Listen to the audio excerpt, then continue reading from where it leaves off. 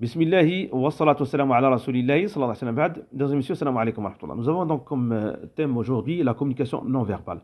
Pour ce type de communication, on va aborder l'approche classique. Elle est basée sur l'idée de ne pas avoir besoin d'utiliser en fait les mots. La définition est simple, c'est véhiculer et envoyer des informations ou des messages sans usage de mots, tout simplement. Nous avons donc 8 types de communication non verbale et on n'en est pas conscient. Donc, premier type, les expressions faciales. Il faudrait faire attention donc, au contexte et au code culturel. Deuxième type, la gestuelle, donc l'usage des mains. Troisième type, les éléments paralinguistiques comme le ton de la voix et la voix bien évidemment.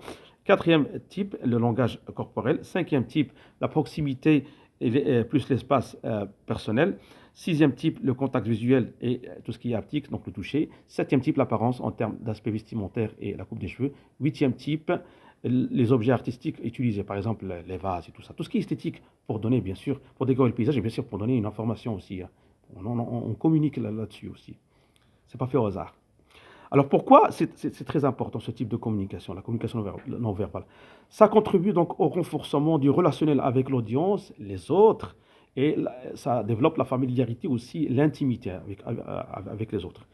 Deuxièmement, donc on arrive, on fait la substitution, on fait les mots, parce que parfois les mots ne parviennent pas à exprimer ce que l'on désire communiquer. Troisième type, c'est pour renforcer le sens des mots. Ça va dans ce sens. Donc, renforcer le sens des mots pour leur donner plus de poids. Quatrième type, donc pour réguler en fait la conversation, c'est-à-dire en fait quand est-ce qu'on commence, quand est-ce qu'on termine, quand est-ce qu'on donne une pause. Parfois, on prend son temps. C'est très important en fait ce mécanisme de régulation. Alors, comment améliorer en fait la communication non verbale? Il faudrait avoir un objectif. Première des choses. Il faudrait faire un autodiagnostic concernant son propre comportement non verbal. Comme ça, pour déceler et pour identifier en fait là où vous êtes bien, là où vous êtes efficace, et puis l'utiliser en fait au temps opportun, bien sûr. Alors aussi apprendre des autres, prêter attention à leur comportement, et vous allez apprendre beaucoup de choses. Et la cohérence entre tous les types de communication non verbale dont on en a parlé, les 8 types.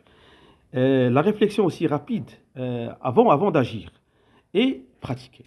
Pratiquer, c'est très important. Voilà.